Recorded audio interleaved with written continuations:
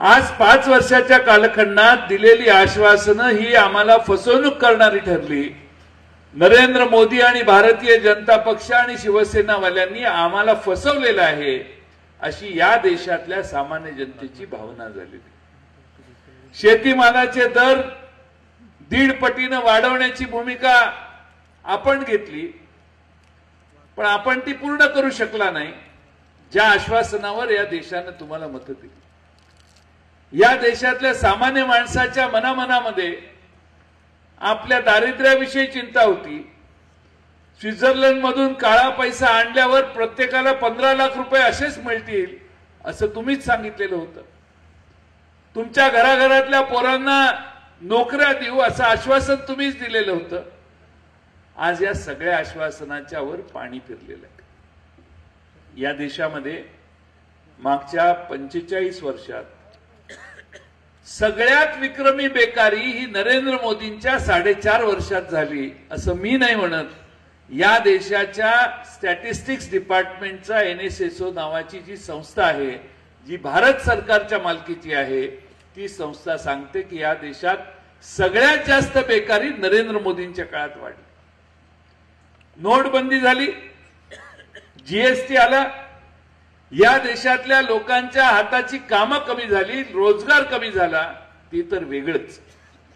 पण तुम्ही आश्वासन दिलेलं या देशात दरवर्षी 2 कोटी लोकांना आम्ही नोकऱ्या देऊ, त्या सगळ्या आश्वासनाचा विसर तुम्हा सगळ्यांना पडला आणि म्हणून या देशातली जनता आज भारतीय जनता पक्षाच्या विरोधी चाललेली आहे। एवढ्या मोठ्या प्रमाणात भारतीय जनता पक्षापासून माणसं लांब का गेली?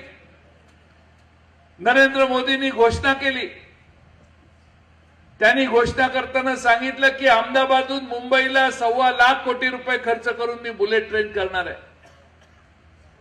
देशातल्या सामान्य लोकांना वाटलं हा श्रीमंताचे चोचले पुरवणारा माणूस दिसतो।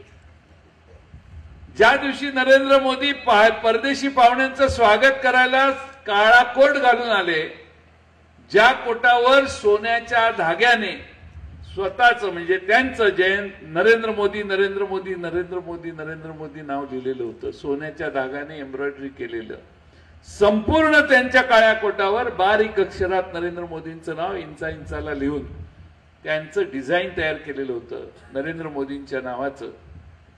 त्या कोटाची किंमत फार नाही 15 लाख आहे असं ज्यावेळी देशातल्या गरिबांना कळालं, त्यावेळी लोकांना लक्षात आलं हे बाबा काय आपला दिसत नाही। तेव्हापासून या गरिबांनी या नरेंद्र मोदी आणि भारतीय जनता पक्षाकडे पाठ फिरवायला सुरुवात केली। तरी देखील आशेवर होते, काय कळा सांगता येत नाही 15 लाख रुपये देतील म्हणून। साहेब, मी मुंबईतल्या एका झोपडपट्टीत भाषण करत होतो 2-2.5 वर्षापूर्वी। मी भाषण नरेंद्र मोदींच्या विरोधी केलं। समोरच्या एक गृहस्थ चेहऱ्यावर काय हावभाव करत नव्हता, बाकीच्यांनी टाळ्या मारल्या, जरा कौतुक केलं, जरा हसले वगैरे सगळं झालं, पण ह्या माणसाच्या चेहऱ्यावरची रेष हल्ली नाही। मला वाटलं की ह्याला काहीतरी वेगळा मुद्दा असेल। मी म्हटलं क्यों साहब, आपको मेरा भाषण अच्छा नहीं लगा? तो म्हटला देखो आपका भाषण तो बहुत अच्छा है, आपके मुद्दे सारे सही है, कोई दो राय नहीं। मतलब आपके चेहरे पे तो दिखाई नहीं देता। तो म्हटला साहब देखो ये आपका सब ठीक है, लेकिन वो नरेंद्र मोदी है, वो हमें 15 लाख रुपए देने वाला है, आप क्या देने वाले? हम 15 लाख की इंतजार में हैं और हम आपसे अगर नाता जुड़ जाए तो शायद वो भी नहीं मिले हमको, इसलिए हम जरा चुप बैठे। मतलब अभी 3 साल हो गए, 2 साल बाकी है, शायद आपको नहीं पैसा मिलेगा। नहीं नहीं साहब मिल जाएगा, वो ऐसा इतना बड़ा प्राइम मिनिस्टर है, वो बोला है तो देगा ही ना, कुछ भी करेगा देगा। मतलब शायद नहीं देगा। नहीं साहब 15 लाख छोड़ो, 8-10 लाख तो दे ही देगा। अरे क्या निगोशिएशन चल रहा है क्या? नहीं देगा वो, नहीं देगा साहब, छोड़ दो, 2-3 लाख तो दे देगा। इतनी बड़ी रकम 15 लाख की बोली तो 2-3 लाख तो आ ही जाएंगे साहब। हम तो क्या झोपड़पट्टी में रहने वाले लोग हैं, हमें क्या लेना देना है, पैसा आया खुश हो गए हम। अगर समझ लीजिए कि आखिरी दम तक, आखिरी दिन तक आपको अगर नरेंद्र मोदी ने पैसा नहीं दिया तो क्या करेंगे आप? देखो साहब हम आखिरी रात तक राह देखेंगे। अगर रात भर पैसे का इंतजार करके अगर उसने नहीं पैसा भेजा ना, हम सुबह उठ के ऐसी मुहर लगाएंगे कि फिर कभी इस देश में भाजपा चुन के नहीं आएगी। या देशातल्या गरीबातल्या गरीब झोपडपट्टीत राहणाऱ्या शहरातल्या माणसांची भूमिका आहे। आणि म्हणून आज देशातलं वातावरण बदललेलं आहे। विदर्भामध्ये थोडंसं मतदान 11 तारखेला झालं। तुमचे मित्र पाहुणे रावळे तिकडे कोणी नोकरीला गेला असेल तर फोन करून विचारा। विदर्भातल्या जिथं जिथं मतदान झालं त्या प्रत्येक मतदारसंघात अकोला सोडलं तर कुठल्याही मतदारसंघात भारतीय जनता पक्षाला विजयी होण्याची आज खात्री नाही। खुद्द स्वतः नितीन गडकरी देखील पराभवाच्या छायेत आहेत असं त्यांचेच कार्यकर्ते म्हणायला लागले। हे का घडलं तर सगळे समाज यांच्या विरोधी गेले। मगाशी जी उदाहरणं दिली त्या सगळ्या उदाहरणाचा परिणाम हा आहे की या देशातला दलित समाज असेल, अल्पसंख्याक समाज असेल, धनगर समाज असेल, लिंगायत समाज असेल, ही सारी वेगळ्या समाजाला दिलेल्या खोट्या आश्वासनानं कंटाळून लोक आता विरोधात जाऊन यांच्या मतदान करायला लागलेले। आणि म्हणून त्याचा परिणाम जर विदर्भात जिथं भारतीय जनता पक्षाचा मोठा बेस तयार झालेला तर विदर्भातच भारतीय जनता पक्षाची ही अवस्था असेल तर माझी खात्री आहे की आमची काँग्रेस आणि राष्ट्रवादी काँग्रेस, स्वाभिमानी शेतकरी संघटना आणि सर्व मित्र पक्षांची आघाडी 30 पेक्षा जास्त खासदार महाराष्ट्रात निवडून आणल्याशिवाय राहणार नाही। आपल्याकडं इकडचे इकडे येऊन उभे राहिलेले आहेत। मी मगाशी सांगितलं इकडच्या सगळ्यांना असं वाटतंय की जसं कधी पाकिस्तान आणि भारताचं युद्ध असतं त्यावेळी पाकिस्तानचा एखादा सैनिक इकडे येतो आणि सगळे कसे पूर्ण ताकदीने एकसंगतेने लढतात त्याच्याबरोबर। पाकिस्तानचा हल्ला झाला की कसे एकसंगतेने लढाई करतात तसं मला दक्षिण नगरमध्ये चित्र दिसते।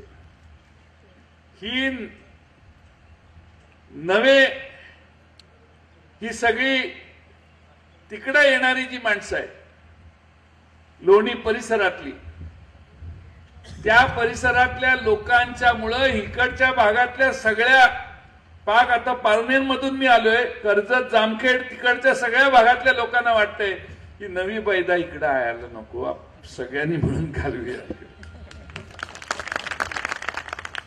सगळ्या पक्षाच्या बरं का, त्यात भारतीय जनता पक्ष आहे, शिवसेना आहे, राष्ट्रवादी आहे, काँग्रेस आहे, सगळ्यांना वाटतं की हे इकडं आले की प्रश्न वाढतील, कुणाच्या माणसात माणूस राहणार नाही, त्यापेक्षा आपलं पूर्ण ताकदीने एकसंगतेनं आलेला हा पलीकडचा माणूस पलीकडे पाठवूया। आज मला स्वर्गीय शिवाजीराव गाडेंची फार तीव्रतेनं आठवण होते। मी अनेकांशी या परिसरातल्या कार्यकर्त्यांशी सतत तिकीट देण्याच्या बाबतीत फोनवर बोलत होतो। काही लोक तळ्यात मळ्यात करत होते, पण स्वर्गीय शिवाजीराव गाडे हे एकमेव होते ज्यांनी फोन करून सांगितलं, मामा काही झालं तरी त्यांना तिकीट देऊ नका, बाकी काही पण करा पण त्यांना तिकीट देऊ नका।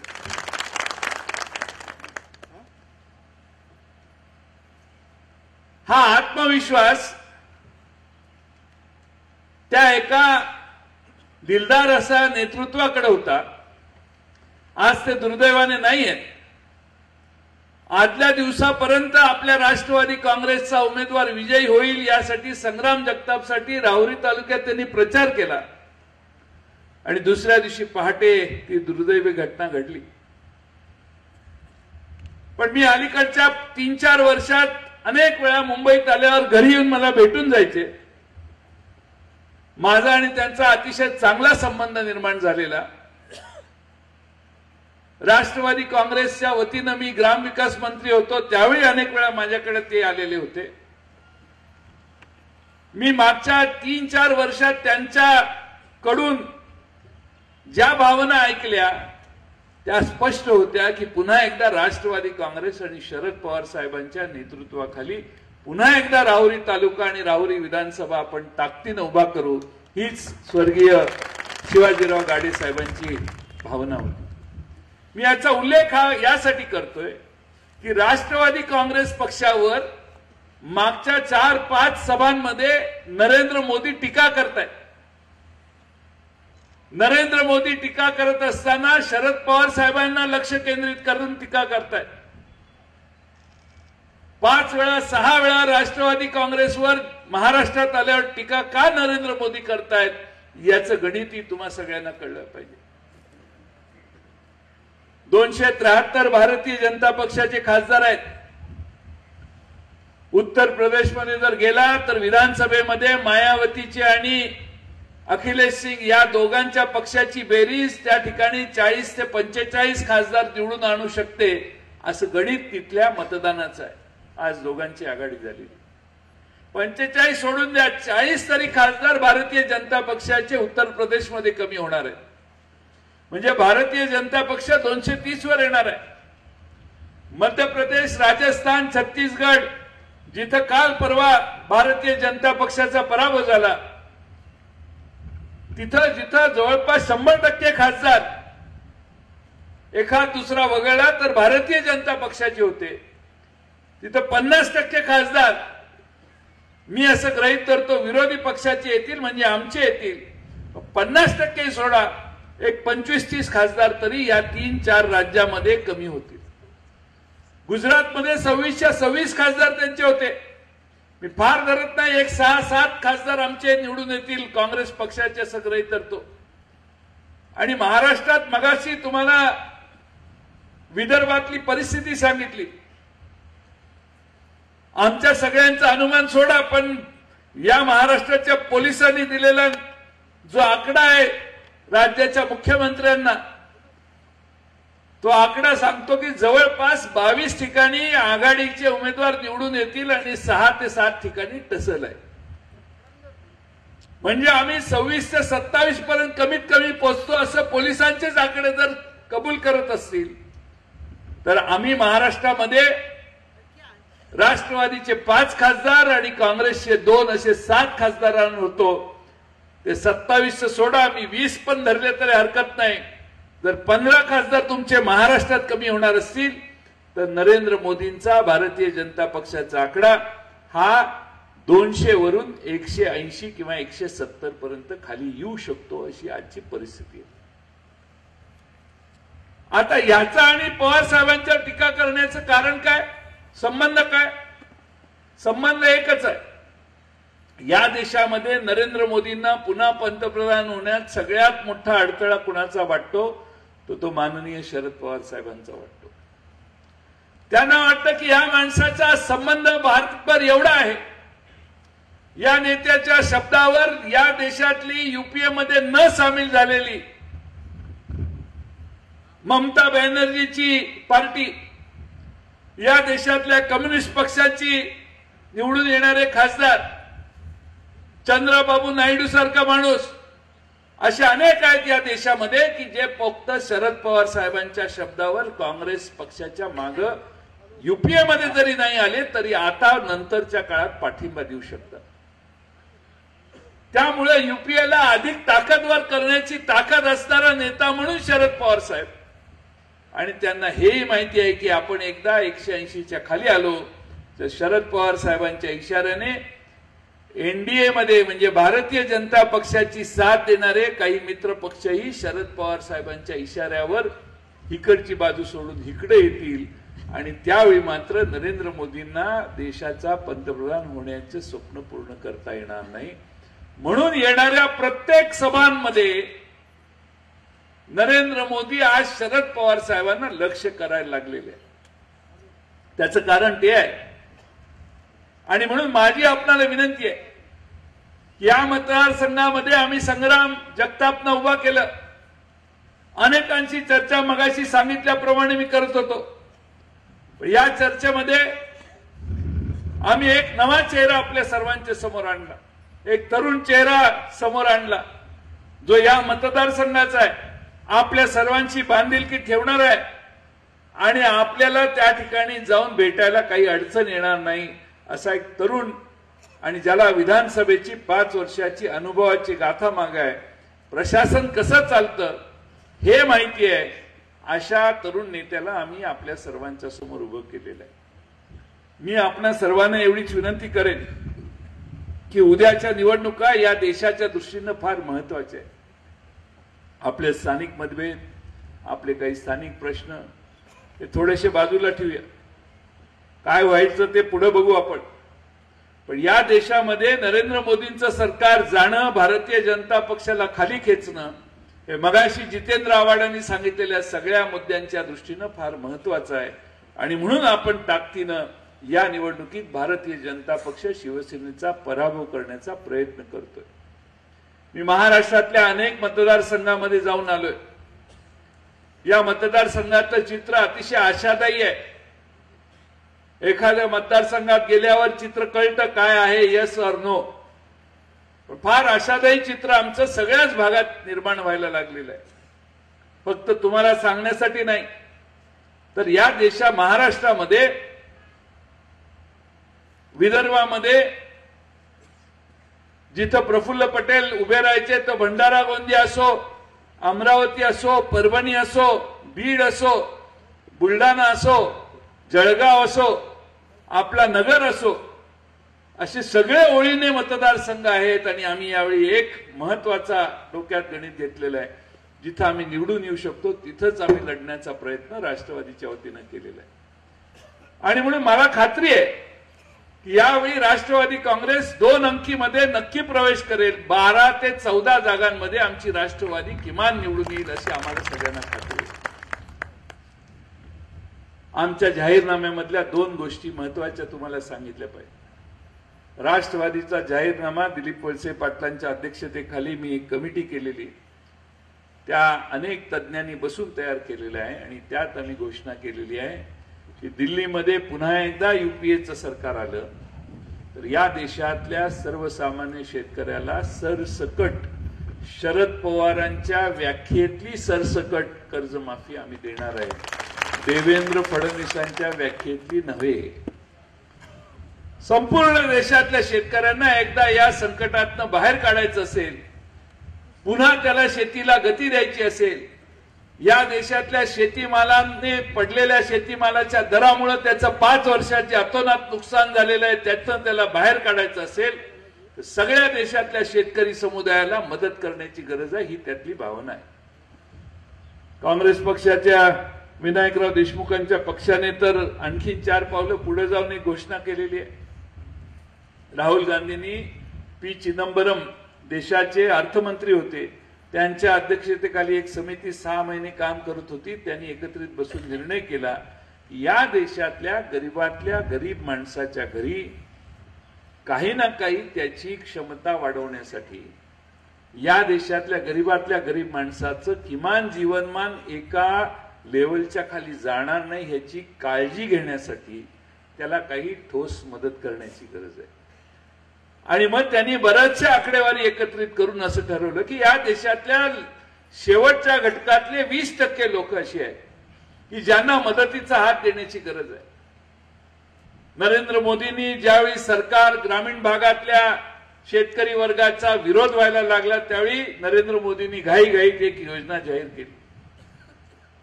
500 रुपये 5 एकराच्या खालच्या शेतकऱ्यांना देण्याचा निर्णय नरेंद्र मोदींनी घोषित केला.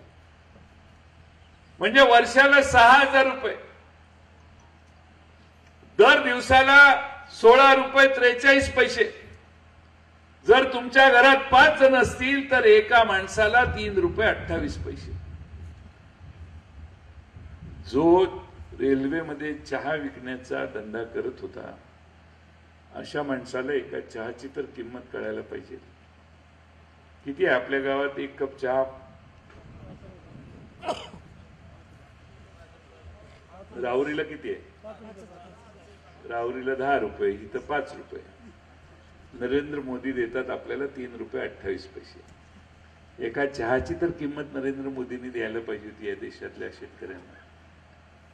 यांची व्याख्या 500 रुपये एका कुटुंबाला देताना फार उपकार केला, फार मोठा आम्ही कार्यक्रम केला असं बघितलं. परवा एके ठिकाणी देशाचे गृहमंत्री राजनाथ सिंग सभेत भाषणात विचारत होते, 2000 रुपये आपको आया कि नहीं? मुट्ठी बंद करके हाथ ऊपर करके बताओ. कोणी हातच वर करेल. परत म्हटले, आप हाथ ऊपर करके मुट्ठी बंद करके बताओ आपको 2000 रुपये आया कि नहीं? तरी कोणी 3 वेळा राजनाथ सिंग बघत होते, विचारत होते, हात वर करायला कोणी तयार नव्हतं.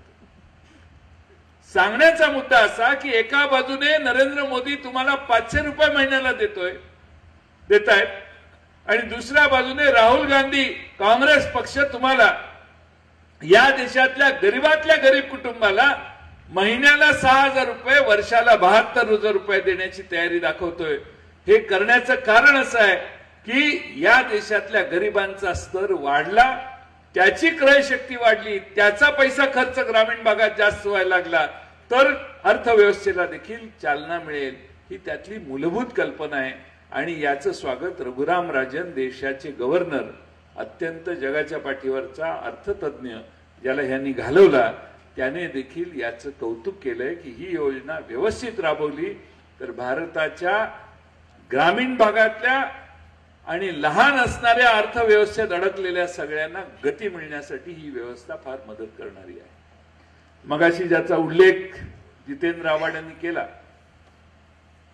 त्यात फॉरेन डायरेक्ट इन्व्हेस्टमेंट म्हणजे परकीय गुंतवणूक रिटेलमध्ये, म्हणजे अशी लहान लहान दुकानात आपण सगळ्या वस्तू विकतो ना, आता ही लहान लहान दुकानात वस्तू करणारे मी प्रत्येक गोष्ट, हा फोन दुकानदार विकतो, ती रिटेलिंग करतो, त्या रिटेल व्यवसायामध्ये फॉरेन डायरेक्ट इन्व्हेस्टमेंट म्हणजे परकीय गुंतवणूक 51% आणायची एकदा चर्चा झाली.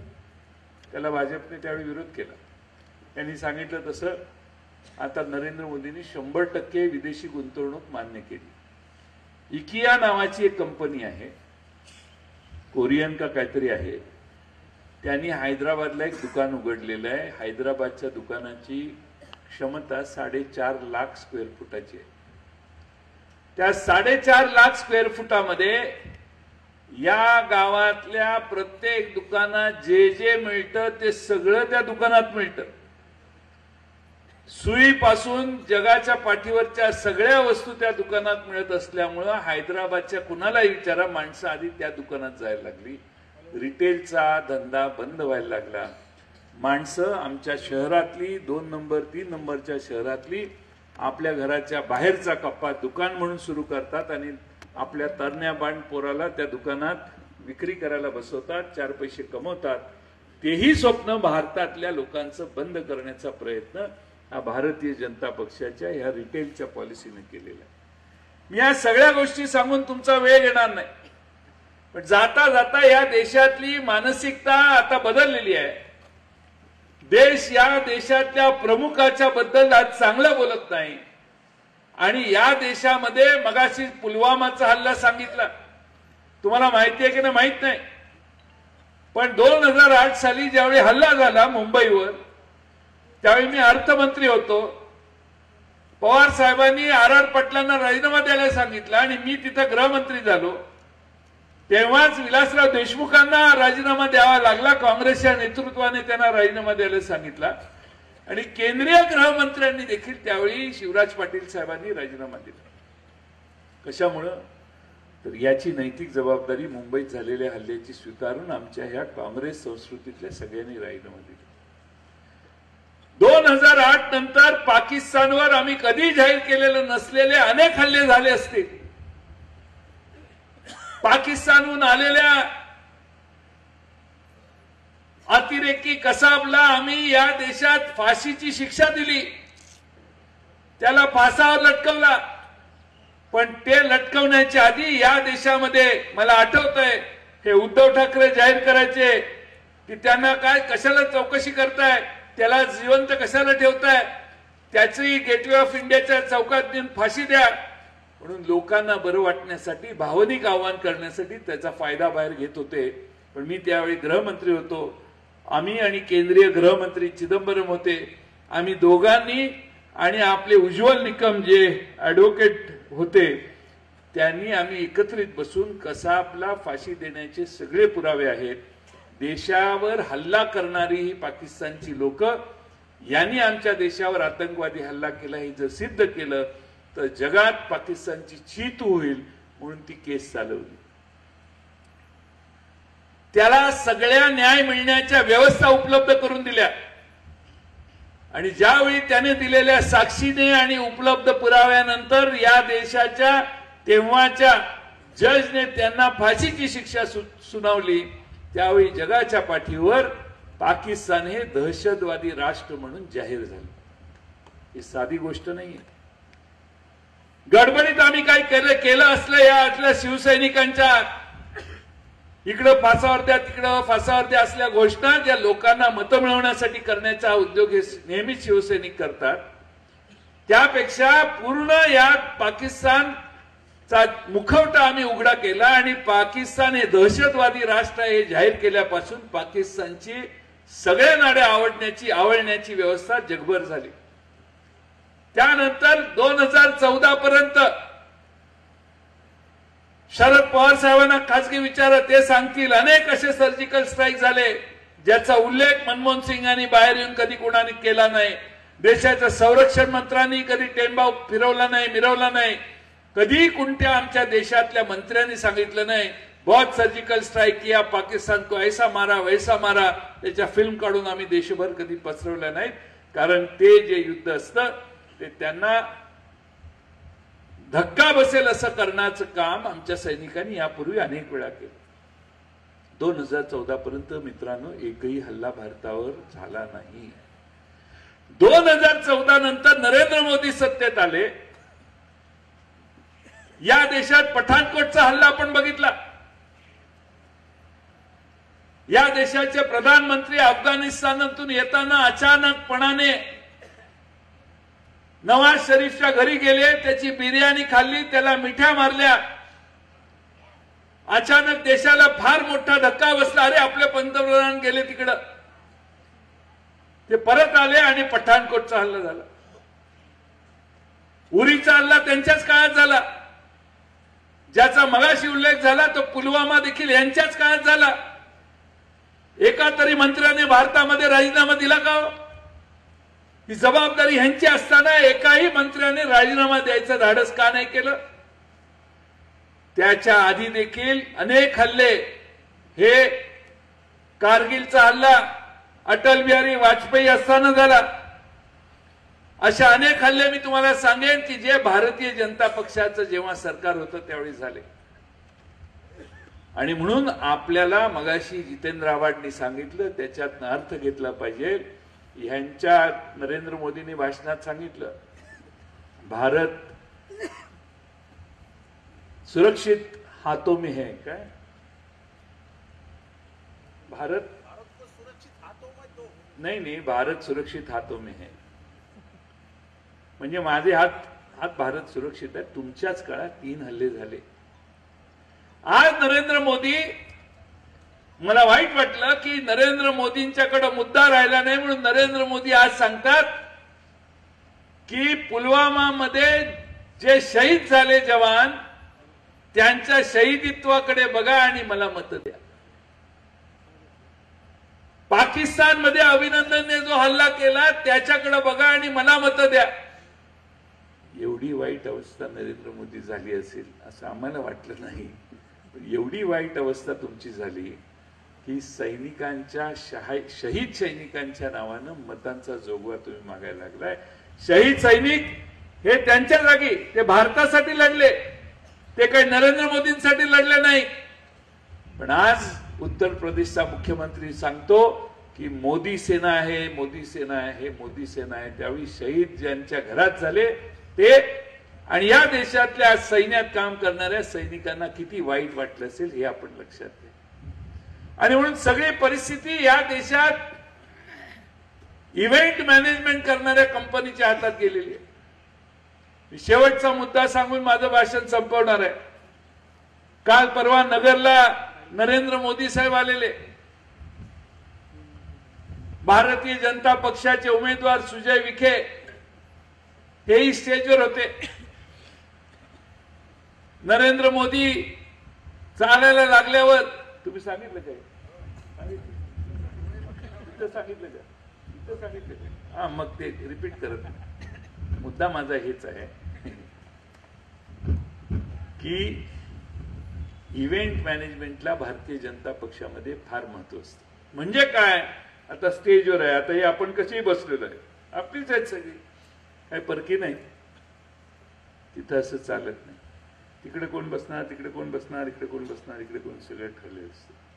साहेब स्टेजवर आल्यावर साहेबांच्या मध्ये आणि कॅमेऱ्याच्या मध्ये कुणी आलेलं चालत नाही. साहेबांना, आमच्या बाळाला नवीन बाळ आहे, नवीनच गेलेलं आहे, त्याला काय विचारायला माहिती, ते विचारे राहणारच. पळत पळत पळत जायला लागल्यावर मुख्यमंत्र्यांनी त्याला दंडाला धरून बाजूला केलं, असं मी क्लिप बघितली. पुन्हा शिवाजी महाराजांच्या प्रतिमेला हार घालायला गेले. आमचं बाळ विचार, मला वाईट वाटतं, आमच्या मित्राचा मुलगा आहे तो, त्याला परत धरून मुख्यमंत्र्यांनी मागं ओढलं. हे अक्का काय बरोबर नाही झालं, मला फार राग आलेला आहे. असं असतं का?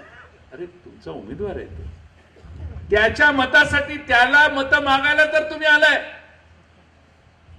पण इव्हेंट मॅनेजमेंट मध्ये कुणी आलं, सुजय विखे असो किंवा मार्क झुकरबर्ग असो, सगळ्यांना बाजूला ओढणारे नरेंद्र मोदींचे हात आहे. एक क्लिप आहे. मार्क झुकरबर्ग हा जगातला एक श्रीमंत माणूस, फेसबुकचा मालक, फेसबुक कंपनी आहे ना त्याचा मालक, तो आपला उत्साहानं त्यांना कुठेतरी गेले होते तिकडे दाखवत होता. काय समजा मी नरेंद्र मोदीच्या जागी उभा आहे तर समोर ते उभे होते, त्यांची तिकडे पाठ होती आणि ह्या कॅमेरा आहे. क्षणोक्षणी हे कॅमेऱ्यासाठी जगत असतात. त्यामुळे तो काय सांगतोय याच्याकडे लक्षच नाही यांचं. त्यांच्या दंडाला धरलं आणि असं ओढलं त्यांनी. त्याने नुसता असा खिसा झाकला तरी नरेंद्र मोदींच्या भारतीय जनता पक्षाचं दिल्लीतल्या कार्यालयाला 1000 कोटी रुपये खर्च नरेंद्र मोदींनी केलाय. त्या नुसता असा खिसा झाडला तर ते 1000 रुपये त्यांना मिळतील. एवढा मोठा आहे तो माणूस. त्याला असा ओढला आणि बाजूला केला आणि मग त्याचं बघायला लागले आणि कॅमेरामननी शूटिंग केलं. अशा अनेक गोष्टी आहेत. 5 वर्षामध्ये नरेंद्र मोदींनी सतत या सगळ्या गोष्टी केल्या. इव्हेंट मॅनेजमेंट करणारी कंपनी म्हणजे भारतीय जनता पक्ष आहे, हे कधी विसरू नका. त्यांचा कार्यक्रम फार मोठा असतो, स्टेज असतं, फोटो असतात. पूर्वी त्यांचे होते फोटो, अडवाणी, अटल बिहारी वाजपेयी, मुरली मनोहर जोशी, सगळ्यांचे फोटो होते. आता ते सगळ्यांना घालवलेले. मागच्या 5 वर्षापूर्वी जाहीरनामा होता, त्यात 10-12 जणांचे फोटो होते. या वर्षीच्या जाहीरनाम्यात एकट्या नरेंद्र मोदींचा फोटो आहे. त्यामुळं या देशात फक्त इव्हेंट मॅनेजमेंट कंपनी आहे. तुमचं काम करण्यासाठी ह्यांना तुमची मतं नको आहे. निळवंड्याचं उदाहरण सांगतो. आजपर्यंत मी फार वर्ष प्रशासन बघितलं. एखादा कालवा सुरू करायचा असेल तर धरणाच्या जवळून तिकडनं सुरू होतो का जिथं संपतो तिथनं सुरू होतो? हे भारी लोक आहेत. जिथनं सुरू होतो तिथं मतं होती, म्हणून जिथनं सुरू होतं तिथं गिरीश महाजननी येऊन नारळ फोडला, 2-4 एक्सकॅव्हेटर आले, बुलडोजर आले, काय तर सामान आलं आणि उकरायला सुरुवात केली. अरे तिकडं सुरू करा ना. 5 वर्ष काय झोपला होता का तुम्ही? निळवंड्याचं आमच्या सरकारच्या काळातल्या धरणाचं जे काम झालं त्यानंतर 5 वर्ष काय दिवे लावले तुम्ही? आपल्या भागात या ठिकाणी येणारा कालवा तिथं सुरू करा आणि इथं सांगा आम्ही काम सुरू केले. 2 आणि 3 दिवस तुमचं काम चाललं, परत बंद झालं. गिरीश महाजन त्या जलसिंचन मंत्री, त्याची तर वेगळी स्टोरी आहे गिरीश महाजनांची. म्हणजे एखादा सुपारी घेणार असतो की नाही, ह्याची सुपारी ह्याची सुपारी, तशी महानगरपालिकांच्या सुपाऱ्या घेत ते मधल्या काळात फिरत होते. बॅगाच्या बॅगा जाऊन खर्च करायचे आणि तिथल्या नगरपालिका विकत घेतल्यासारखं त्यांनी काम केलं. ठीक आहे, जाऊ दे, तो विषय आज महत्वाचा नाही. पण त्यांनी इथं येऊन शेवटच्या टोकाला, टेल एंडला असा कार्यक्रम करणं म्हणजे आपल्या भागातल्या सगळ्यांची फसवणूक आहे, हे आपण विसरू नका.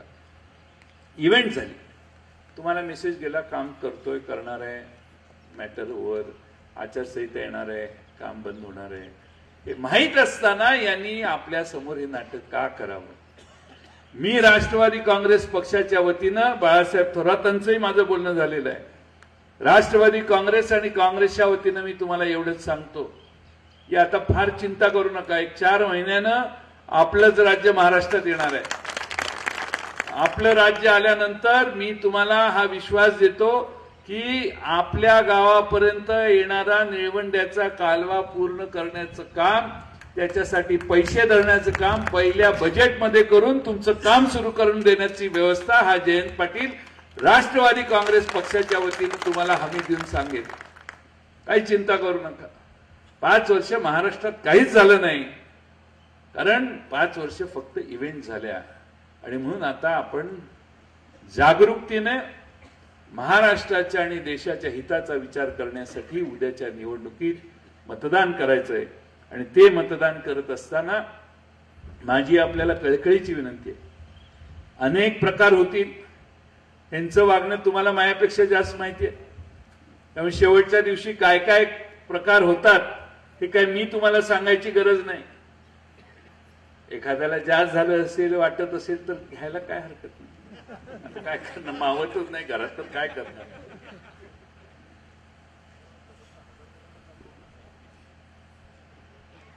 हा, मला कोणतरी तिकडे म्हटलं मटन दादा म्हणून नाव आहे. बरोबर आहे ना? ठीक आहे. काय असं आहे की एखाद्याला, गरीब माणसाला विकत घेण्याची मस्ती ज्यावेळी वाढते त्यावेळी बाहेर यायला लागतात. कामापेक्षा विकत घेण्याची, कामापेक्षा आणि माणसाला प्रभावित कामामुळे करण्याची माणसाची आशा ज्यावेळी कमी होते त्यावेळी इतर मार्गांचा अवलंब लोक करायला लागतात. आणि म्हणून माझी आपणाला विनंती आहे, कोणत्याही खोट्या गोष्टींना फसू नका. आज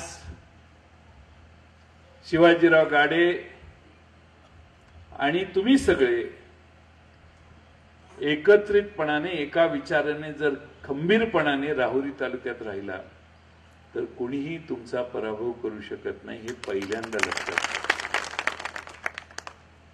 नगर तालुक्यातही मी मागच्या 3-4 महिन्यात 2-4 कार्यक्रमाला जाऊन आलो. परिस्थिती फार बदललेली आहे. आणि त्यामुळे या मतदारसंघात राष्ट्रवादी काँग्रेसचं घड्याळ पुन्हा निवडून देण्यासाठी आपण सगळ्यांनी ताकदीनं काम करू. फसगत झालेल्या जनतेचा आशीर्वाद आपल्या मागे आहे. तो पुन्हा नव्या आशेनं आपण त्यांचं विकासाचं काम अधिक गतीनं करू, या भूमिकेसाठी आहे. आणि म्हणून मला खात्री आहे की राहुरीच्या सुजान भूमीमध्ये, ज्या भूमीमध्ये कैलासवासी दादासाहेब तनपुरेंच्या वेळेपासून या भागात आपण अनेक कामं बघितली उभी राहिलेली, त्या सगळ्या कामांना पुन्हा एकदा दिशा द्यायची असेल तर पुन्हा आपल्याला बहुजनांचं, आपले प्रश्न मांडणारं, कोणताही वेगळ्या प्रकारचा नाटकी अभिनिवेश नसलेलं आणि सामान्य माणसाच्या, गोरगरिबाच्या घरापर्यंत विकास पोहोचवणारं राष्ट्रवादी काँग्रेस आणि काँग्रेस आणि आपल्या मित्र पक्षांचं सरकार आणायचंय. देशाच्या राजकारणामध्ये उद्या उलटापालट होणार आहे. मी नरेंद्र मोदींचं गणित सांगितलं. नरेंद्र मोदींच्या पराभवानंतर नरेंद्र मोदी म्हणतात, तुमच्याकडे नेता कोण आहे? आमचा नेता आम्ही कधी हुडकू हे तुला कळायचं पण नाही.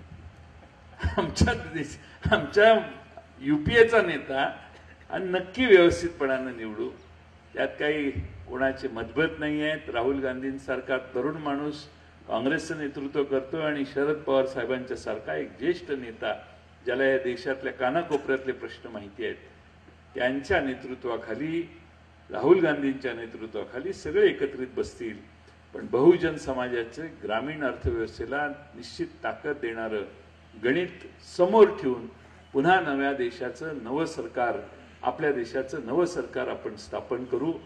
स्थापन झाल्यावर मला अशी भीती आहे की ते राफेलची फाईल हरवली, सांगितलं का तुम्ही? मी मेन घोटाळा केलेलाच आहे.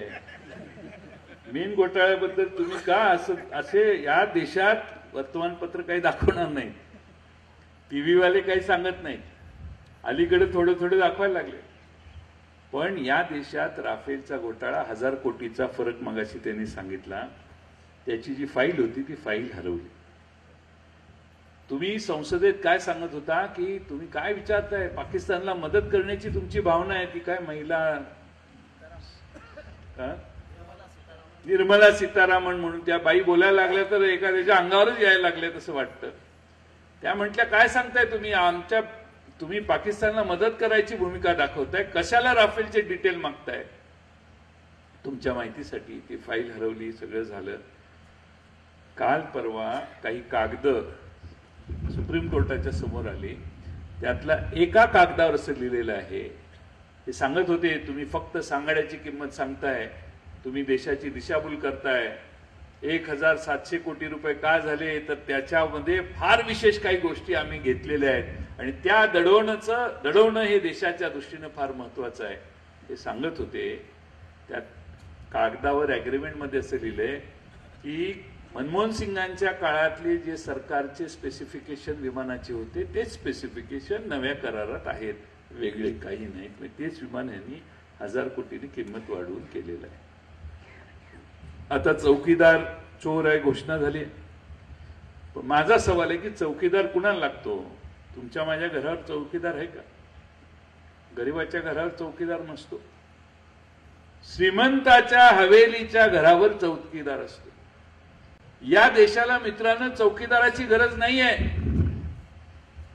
या देशातल्या गरीबाला, झोपडपट्टीत राहणाऱ्या माणसाला, शेतकऱ्याला चौकीदाराची गरज नाहीये.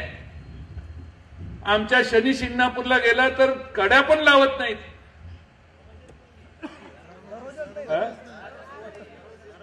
दारच नाही. तुम्ही माझ्या पुढे गेलेले माझी माहिती आहे, कड्या लावत नाही.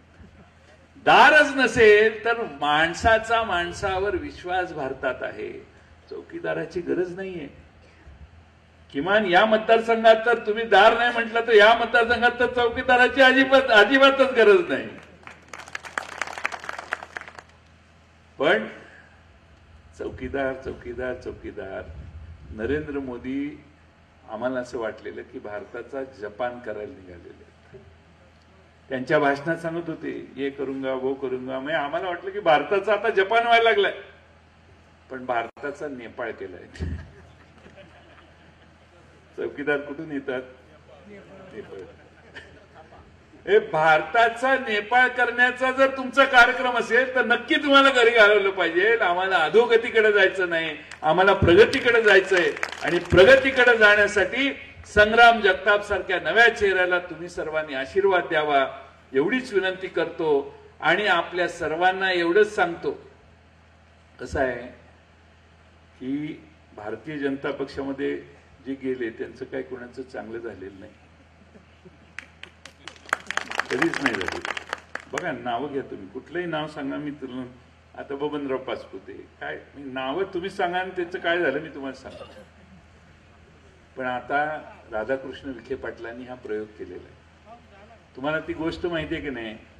गुहा असते आणि वाघाची गुहा असते आणि मग एक एक जण जातो, आत जाणारी पावलं दिसतात, बाहेर येणारी पावलं दिसत नाही. त्यामुळे जो कावेबाज कोल्हा असतो तो हे सगळं बघतो आणि तो आत जायचं टाळतो. आता राधाकृष्ण विखेंनी त्या गुहेमध्ये आपल्या चिरंजीवांना आधी पाठवलेलं आहे.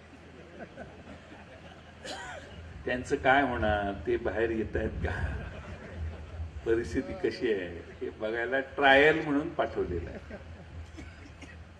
मी सांगत होतो त्यांना असं करू नका, काही गरज नाही, असं करण्याने अवघड होईल, त्यांच्या नादाला लागू नका. पण गेले. आता चिरंजीवांना पाठवलेलं आहे.